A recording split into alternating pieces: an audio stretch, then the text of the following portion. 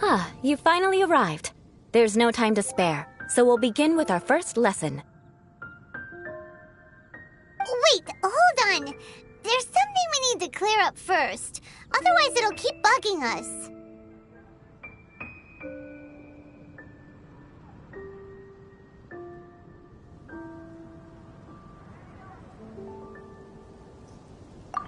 So that's still on your mind, huh? Maybe you're the ones who can't let things go. Don't worry, there's a time and place for exacting vengeance. Besides, I'm not in the mood for any right now. Best save it for later. You need to be in the right mood for vengeance. I already have a long list of vengeance to exact. Even if I wanted to begin now, I'd have to start in the right order. Who knows how long it will be before I get to you? Well, if you have so much to take care of, wouldn't it just be easier to give us a clean slate? Absolutely not. Stealing my targets, calling me a ruthless ruler, and suspecting my uncle. All worthy of vengeance in my eyes.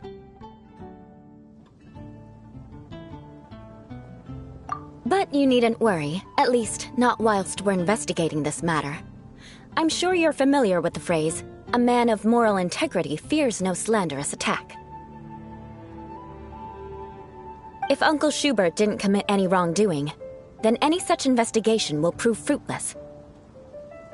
But if he did commit a wrongful act, then he should bear the full punishment. I'm sure you understand. Good. Now, there are two key points that aristocrats attach great importance to: your manner of speech and your bearing. Let's begin with your manner of speech. Aristocrats have a very unique way of carrying conversation, even with— Oh, Paimon's already learned some unique conversation. Mark my words, vengeance will be mine! Not even close. And besides, it sounds strange. Hey! Paimon learned it from you! And didn't you say not to call others strange? It seems you don't respect the rules of your own clan. No, I've no need to trouble myself with such frivolous formalities. Here, for example, when greeting a friend, you could say, "As the morning dew greets the coming dawn, so do I greet you, my dear friend." As the morning dew does what now? However, such a phrase may only be used during the morning hours. Also, the party with whom you're speaking must be of approximately the same status as you. Morning dew is not uncommon, so it expresses that friendship should not be measured by value, yet also suggests that friendship between aristocrats is pure like water. Oh, no. You must be prudent with your words. Calling some— But didn't you just say "my dear friend" in your example? Yes, I did. But you must know in the Lawrence family, "dear friend" is a set phrase that can only be used towards certain friends with whom one is acquainted, but not particularly close. It sounds much more pleasant to call an acquaintance a dear friend. So another thing to remember, aristocrats are concerned with face and being polite. However, if you were to use "dear friend" to address an intimate friend, the recipient would think that you were deliberately trying to estrange them.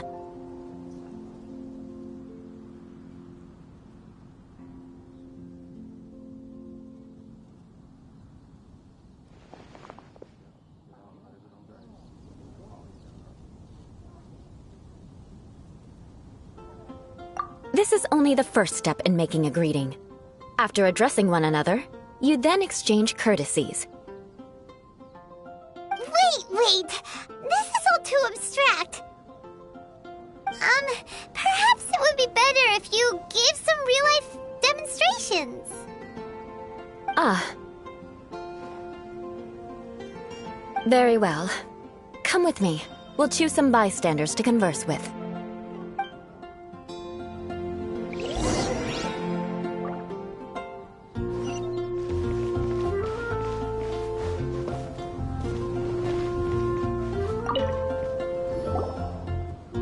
Oh, you're Eula of the Lawrence clan, right? This can't be... You there, lowly laborer. You stand in the presence of a member of the illustrious Lawrence clan. I have words for you. Please acknowledge the glory bestowed upon thee by the nobility... What comes next? Oh, right. By solemnly kneeling to the ground with utmost sincerity. Huh? I can't make heads or tails of anything you're saying. Hold on. What did they always teach me? Whenever a dispute arises, protection of your family's prestige and dignity always takes precedence. Got it. As a lowly commoner, you shall maintain absolute reverence when speaking with those under which you so graciously toil. How dare you speak in such a manner?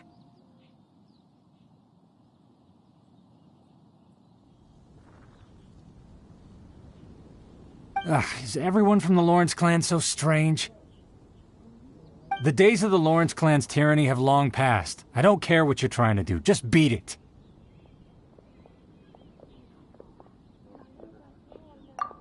Like I said, I don't care what you're doing. I have nothing to say to any member of the Lawrence clan. And here's a word of advice. I wouldn't be caught dead walking too closely with any one of their like in Mondstadt. If that's all, I'll be going. I'm afraid I won't be able to control myself if we talk any longer. Hey! Don't leave! Halt! Mark my... Wow, the Lawrence name really does carry a terrible reputation.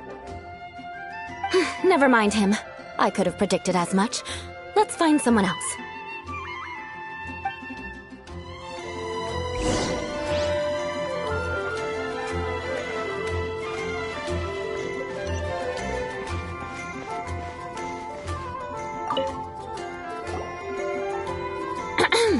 You there, lowly toiler. You stand in the presence of a member of the illustrious Lawrence clan. I have words for you. Please acknowledge the glory bestowed upon thee by the nobility, and solemnly kneel to the ground with utmost sincerity. Huh? Why don't you respond? According to the custom, I must wait until you kneel completely before I can say the next words. Right. I mustn't look at you too long, or I'll be drawing more attention to our difference in status. Oh dear, I've already stared at you for quite a while.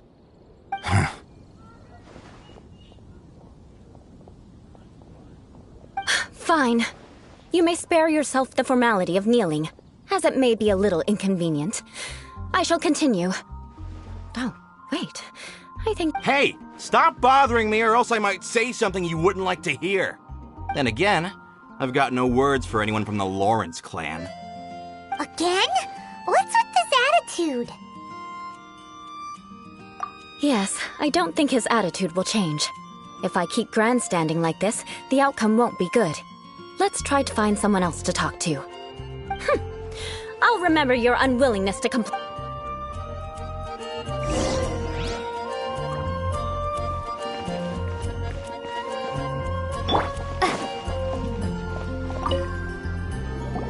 You there, lowly worker. Yeah, I've already heard it all before. Look, just spare me the time. Our answer's always the same. We've got nothing to say to the likes of you. I mean, seriously, can't you just take a hint?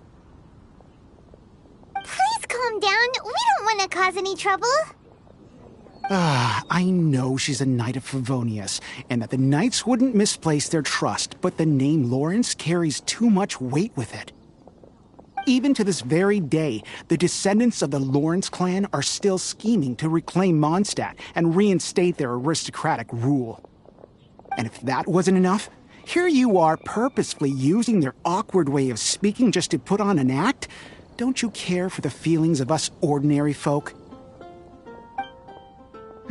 You have a point. But mark my words, this transgression will not go unnoticed. Huh? You want to fight? Listen here, I may be no match for you, but I'll be sure to lodge a complaint with the Knights of Favonius.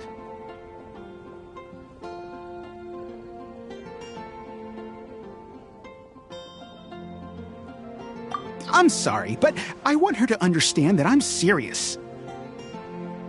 Listen here, if you don't want things to get more unpleasant, then you'd better just stop. Forget it. There's no point in quarreling any further. Let's go.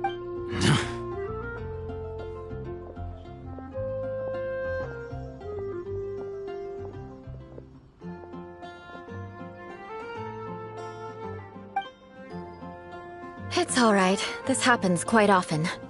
Let's find someone else to talk to. Paimon thinks we've seen enough now. Let's just stop. Actually, Paimon thinks we should apologize for asking you to demonstrate for us. We had no idea the feelings between the Lawrence clan and the people of Mondstadt were so bitter. What can we do? The Lawrence name is already a dirty word among every household in Mondstadt. Even 3-year-olds know the story. I see this kind of attitude all the time.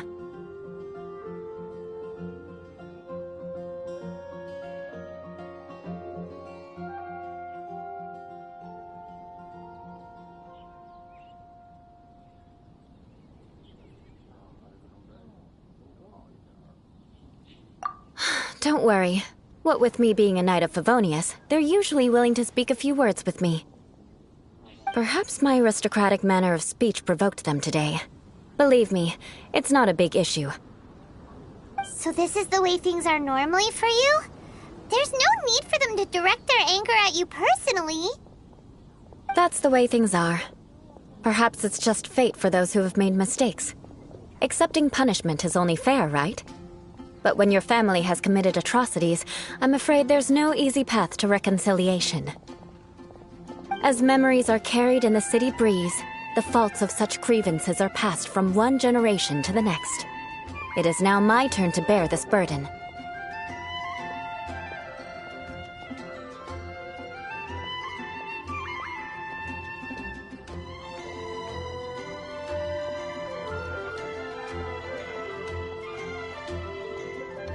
At least I have a means of living a relatively normal life compared to the elders of my family.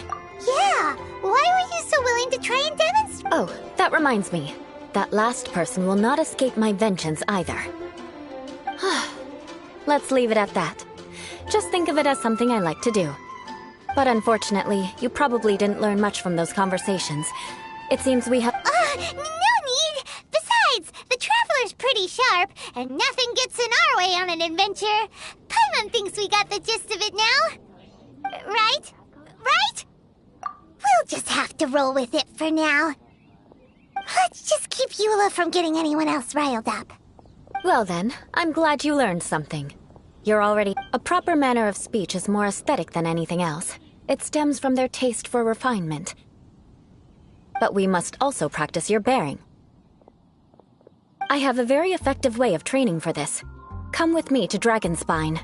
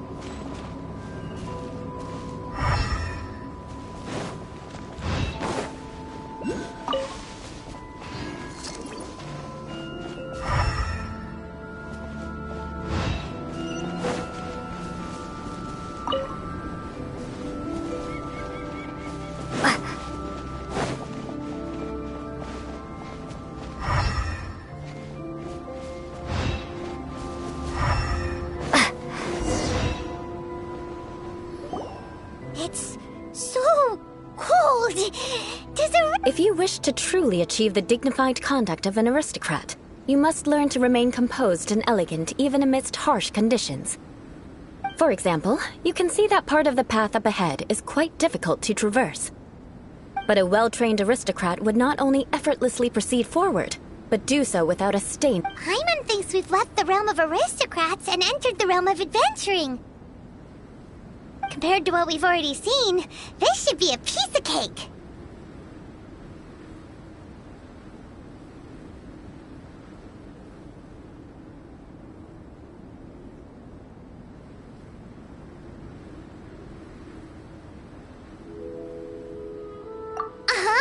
This is where you can finally apply some of your adventuring knowledge.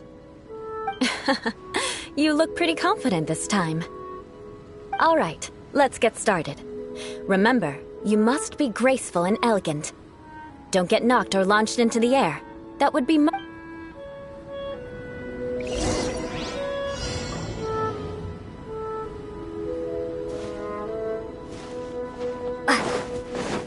That won't do.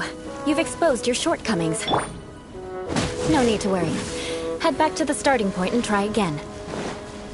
It'll be difficult at first. Remember.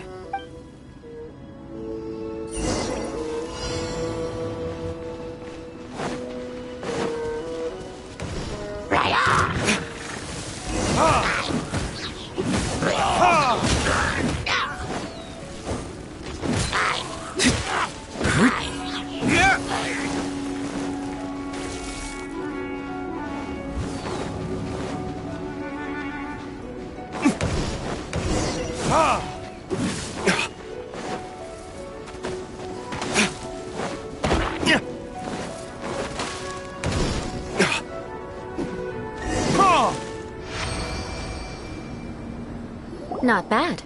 A lot better than I had anticipated, at least. Paimon almost didn't make it through. Whew. Good thing we didn't get stuck. So, are we aristocrats now?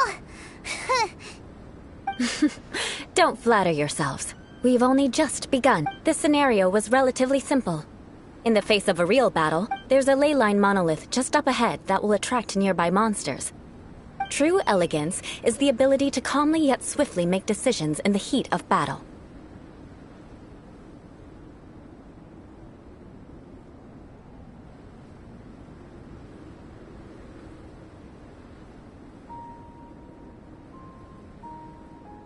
My family set only the highest expectations for me, even as a child.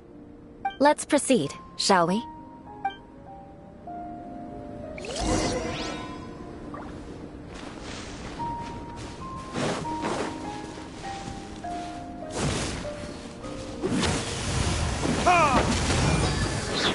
This is the ley line monolith. Go ahead, activate it. But be careful not to get launched into the air or frozen while fighting. That would be most unsightly. You failed this time. What a shame. But not to worry. It's just training after all. Let's try again.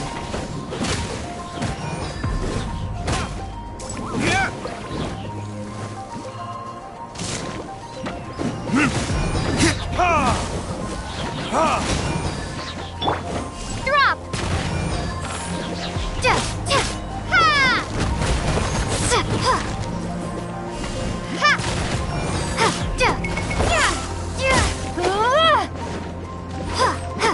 Starfall!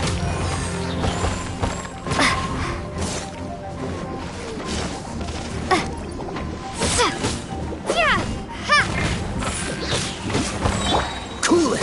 Oh, so sorry.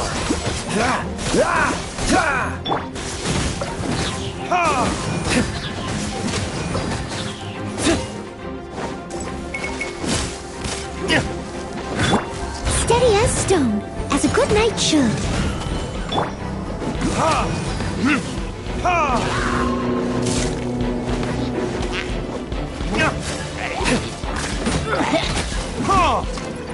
Verdict is...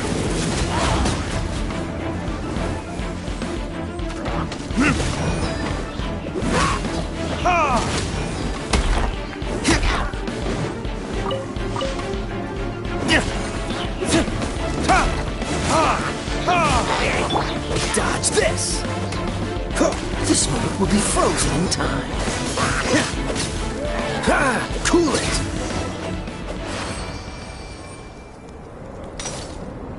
Well done. Your performance was most impressive. And you managed to remain calm even in these grueling dragon spine surroundings. I'm starting to wonder if even I could have done the same. Given such an outstanding performance, it seems there is little left for me to teach you. Like Paimon said, adventuring is our specialty. So, that's it for our training, right? Hold on. I was commending the Traveler's performance just now. You, on the other hand, seem to have made no progress at all. What? You mean Paimon was also part of the training? Yes, of course. You were frantically flying and dashing about throughout the entire thing. Not an elegant sight at all. Did you even listen to anything I was trying to teach you? Yeah, that's it. It's too cold here. Besides, Paimon was paying attention to the Traveler. Whatever the reason, not heeding my instructions. A cause for vengeance, perhaps. Now, drink. Huh? What is it? Are you trying to poison Paimon? Certainly not. It's warm milk. Didn't you just say that you were freezing? Oh, thank you. If I wasn't, then why would I care about you being cold? If you turned into a Paimon popsicle, that would ruin my plans for vengeance now, wouldn't it? So, dear friend, don't die. Ah! Paimon knew something was off.